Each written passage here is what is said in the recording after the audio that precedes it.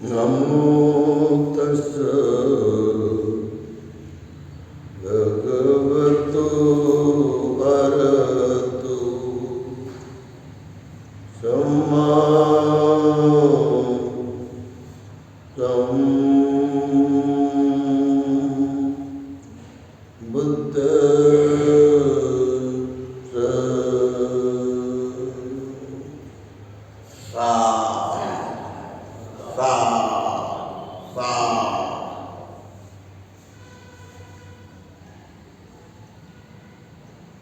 बोधिसत्वाला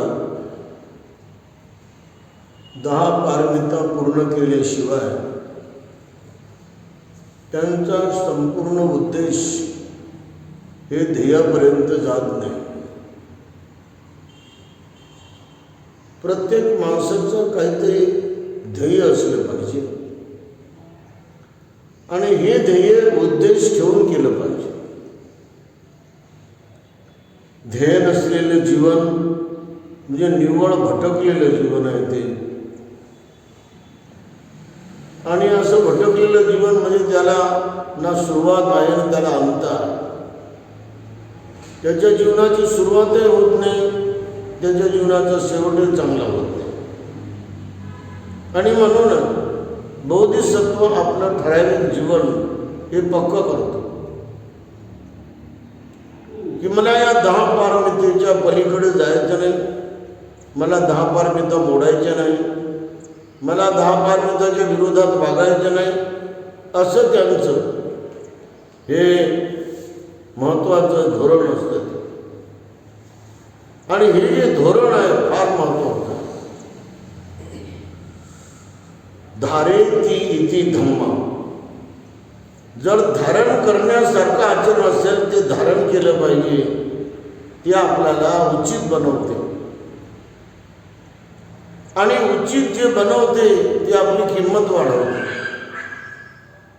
आणि म्हणून बोधिसत्वाने 10 पारमितेमध्ये दान पारमिता पूर्ण केली, शील पारमिता पूर्ण केली, नैष्कर्म्य पारमिता पूर्ण केली, वीर्य पारमिता पूर्ण केली आणि अधिष्ठान पारमिता पूर्ण केली.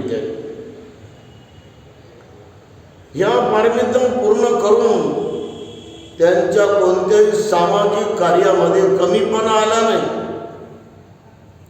सामाजिक कार्य तेवढं जोमानं त्याने पुढे नेलं की जेवढं त्यांना करायचं होतं.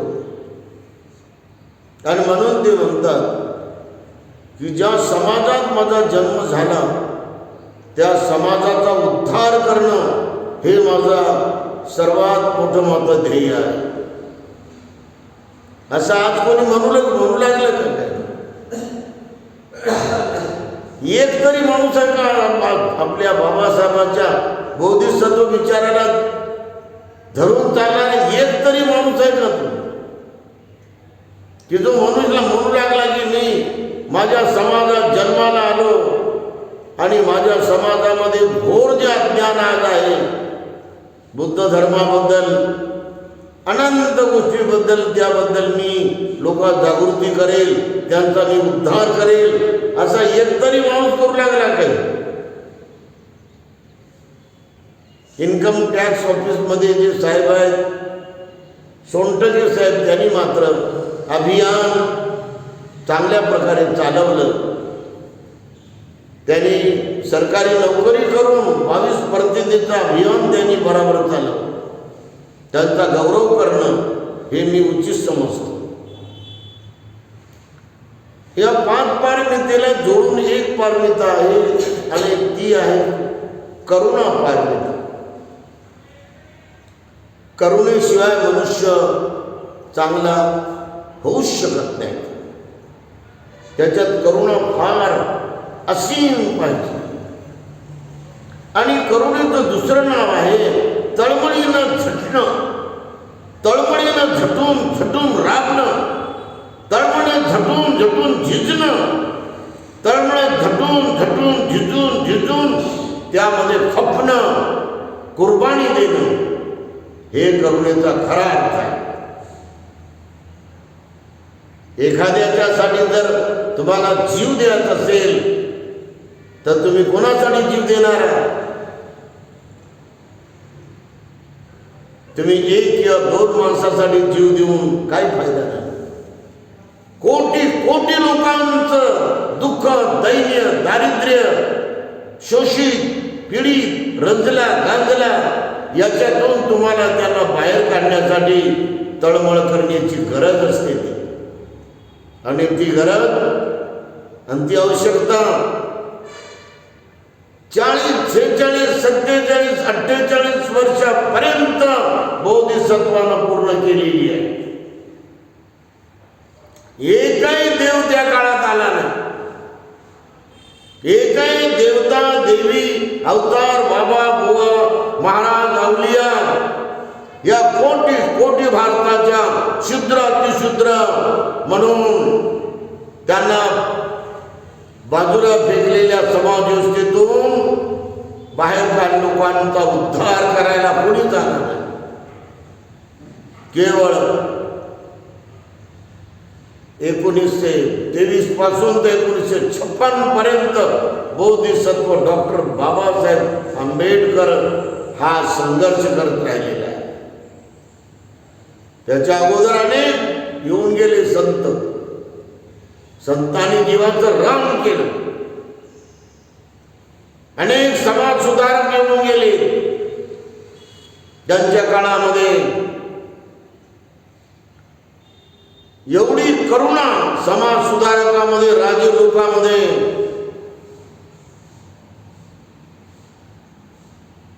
सयाजीराव गायकवाडांचं नाव आपल्याला या ठिकाणी नमूद करावं लागेल की त्यांनी परदेशात जाण्यासाठी डॉक्टर B.R. आंबेडकर, बाबासाहेब आंबेडकरांना प्रचंड असं पहिलं धन दिलं त्यांनी. कारण कोणालाही धन देणं म्हणजे साधी बात नाही. आणि ते राज्य व्यवस्थेतून ही तळमळ त्या राजाला प्रथम आली होती. आणि नंतरचा जो राजा, सर्वात मोठा राजा, बहुजन समाजाचा उद्धार करणारा, जो तळमळीनं करत होता, तो महाकरुणेनं करत होता, तो राजश्री शाहू महाराज कोल्हापूर आपल्या रथामध्ये बसून 2 घोड्याचा रथ त्यांचा मुंबईमध्ये आणायचे. ते कोल्हापूरवरून डायरेक्ट परेलच्या डबक चाळीमध्ये ते घुसवायचे. आणि जिथपर्यंत रथ आहे तिथपर्यंत ते थांबायचे आणि त्या रथाला सोडून द्यायचे. पायानं चालत द्यायचे ते राजे. काय बहिणीसाठी येत होते का नाही? काय मायसाठी? केवळ डॉक्टर बाबासाहेब आंबेडकरांसाठी ते येत होते आणि म्हणत होते भीमराव राजे आमचे कुठं आहेत, असं सन्मानपूर्वक बोलत होते. आणि बाबासाहेब आपल्या त्या 10 बाय 10च्या खोलीतून पांढरं धोतर नेसून आणि बनेलवरती या महाराजाचं स्वागत करायला पळत प्रेमानं येत असत. आणि म्हणत असं आम्ही कशाचे राजे आहोत, आपण खरे राजे आहोत, आपण खऱ्या अर्थानं बहुजनांचा उद्धार करत आहात, आम्ही तो पुस्तकाचे राजे आहोत असं बोलून त्यांना ते विनीत करीत असत. ही तळमळ त्या राजामध्ये होती. आणि पहिलं जे पेपर आहे बाबासाहेबांचं पाक्षिक, मुक नाही त्यांना त्यांनी तुम्ही सुरू केलेल्या या पत्रकाला मी हे आपल्याला मदत देतो म्हणून त्यांना तळमळीनं सार्वजनिक पवित्र कामामध्ये या राजानं दिलेला हात सर्वात मोठा होता.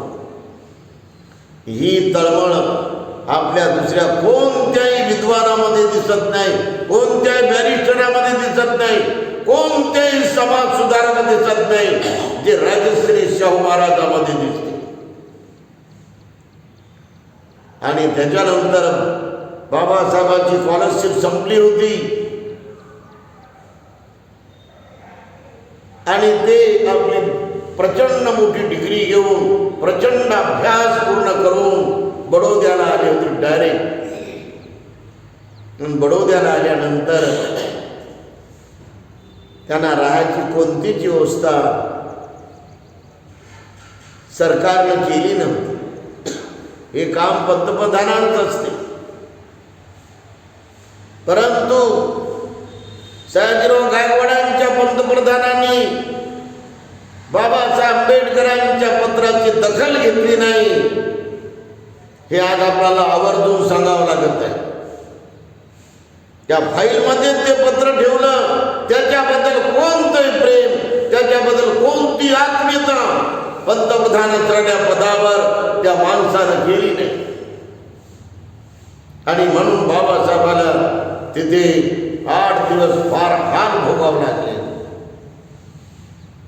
रमाबाईचा भाऊ जेव्हा त्यांना कपडे द्यायला गेला तर तो ढसा ढसा ढसा तिथं रडला. तो अर्धा घंटा की एवढे मोठे प्रकांड पंडित बाबासाहेब, एवढे विद्वान, आणि त्यांची राहायची व्यवस्था काहीच नाही. कोणतीच आत्मीयता राजश्री सयाजीराव गायकवाड यांच्या राज्यामध्ये हे गुजरातला झाली नाही. खूप हाल आणि हाल झाले.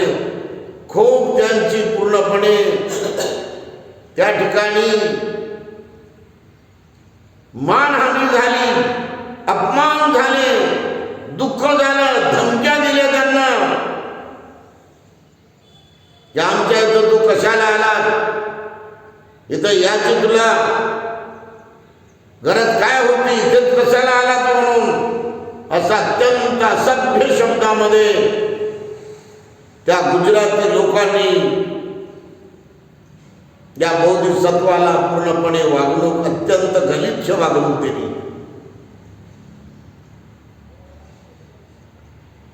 तेव्हा बाबासाहेबांना वाटलं आपल्या बापाला जाऊन बोलावं, म्हणून पत्र आलं होतं की वडील बिमार आहे, लवकर येतो भिवा. आणि आपल्या बापासाहेबाचं मिठाई आपण न्याव म्हणून मिठाई घ्यायला दुकानावर गेली बाबासाहेब, आणि तेवढ्यामध्ये त्यांची गाडी निघून गेली. आणि ते वाट पाहत राहिले. आणि दुसरी गाडी धरून जेव्हा ते गेले परत, त्यांच्या वडिलांना घरघर लागली होती. ते भिवा भिवा भिवा म्हणत होते. त्यांची एकच इच्छा होती की माझा भिवा सर्वात महान विद्वान व्हावा जगामध्ये. त्यांच्या आईची पण इच्छा होती सर्वात मोठा हो बापू, भिवा सर्वात मोठा हो. असे हे उभयता आई वडील आपल्या लेकराबद्दल खरी आत्मीयता करत होते, सर्वात उच्च दर्जाचा महापुरुष बनण्याबद्दल. आणि खरोखर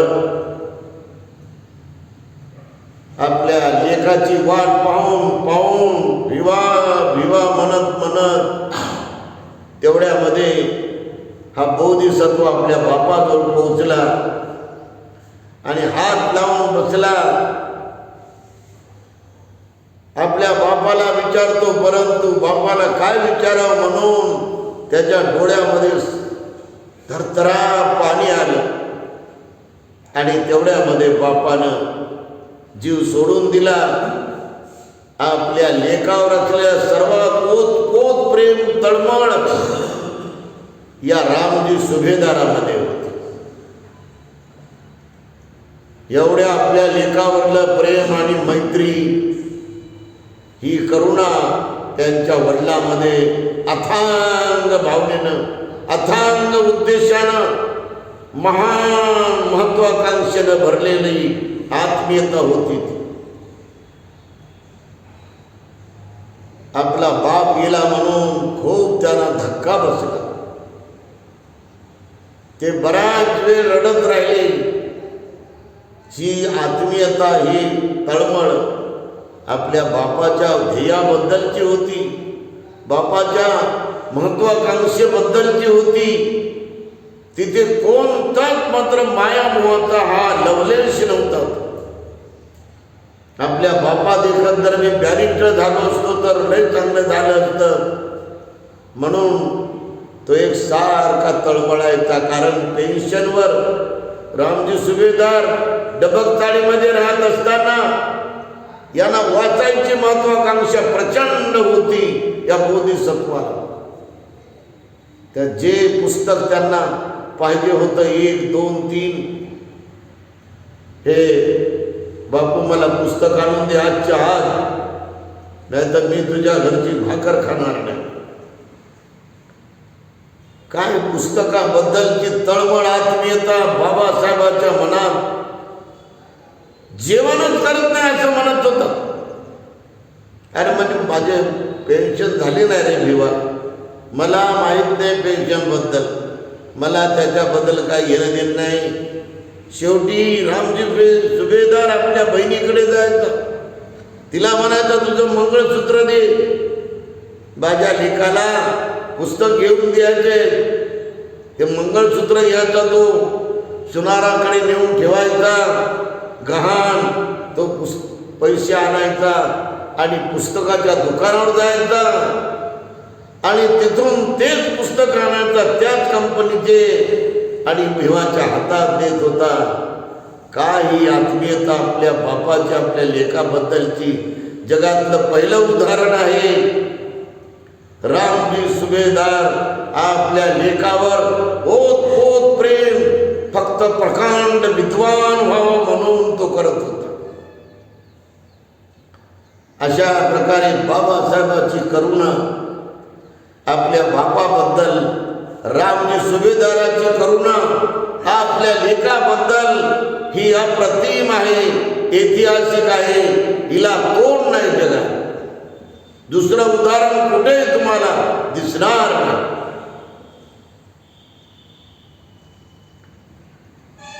आणि त्यानंतरची आपल्याला खरी करुणा दिसते ते म्हणजे राजश्री शाहू महाराजांची. राजश्री शाहू महाराजांनी बाबासाहेबाला पुन्हा परदेशामध्ये अभ्यास करायला MSc LLD बॅरिस्टर लॉ करण्यापर्यंत प्रचंड मदत केली शिष्यवृत्तीची. ही तळमळ आपल्याला दुसऱ्या कोणत्याही मोठ्या माणसामध्ये, करोडपती माणसामध्ये, त्या काळात आपल्या भारतामध्ये करोडपती अब्जपती नव्हते का, परंतु करुणा ती करुणाच असते, तळमळ ती तळमळच असते. आणि म्हणून राजश्री शाहू महाराजांनी जेवढी आत्मीयतेनं, जेवढी तळमळीनं बाबासाहेबाला मदत केली, त्यामुळं त्यांनी मुकनायकापासून जनतेपासून प्रबुद्ध भारत असे मोठे मोठे पेपर आणि काही पुस्तकं हे साहेबांच्या धनावर, साहेबांच्या मदतीवर पूर्ण प्रकाशित केले. असे बहुजनांचे राजे राजश्री शाहू महाराज हे आपल्या बोधिसत्वावर खरी आत्मीयता करत होते, खरी करुणा करत होते. माया तर कुणी करते कुणावर हो, आपल्या मतलबासाठी, आपल्या स्वार्थासाठी. परंतु रमाबाई बाबासाहेबांच्या कार्यासाठी त्यांच्यावरती आत्मीयता ठेवत होती, करुणा ठेवत होती. साहेब परदेशामध्ये 1 वर्ष राहू, 2 वर्ष राहू, 3 वर्ष राहू, काय पत्नी बघा, नवऱ्याला ध्येय धोरणासाठी पूर्ण करायला पूर्ण परमिशन देते, जा म्हणते अभ्यास करा, आणि 5-5 रुपयाच्या 3 पुड्या पाठवते ती. त्या काळामध्ये गौऱ्या विकून आणि बाबासाहेबांच्या चळवळीला परिपूर्ण ती मदत करते. त्यांचे दोन्ही हॉस्टेल ती स्वतः चालवते. स्वतःच्या गळ्यातल्या सोन्याच्या पूर्ण बोरमाळा ती विकून वसतिगृहाच्या मुलांना यथा योग्य जेवण, भरपूर अगदी भोजन त्यांना पुरवायला ती सर्व साथ देत राहते.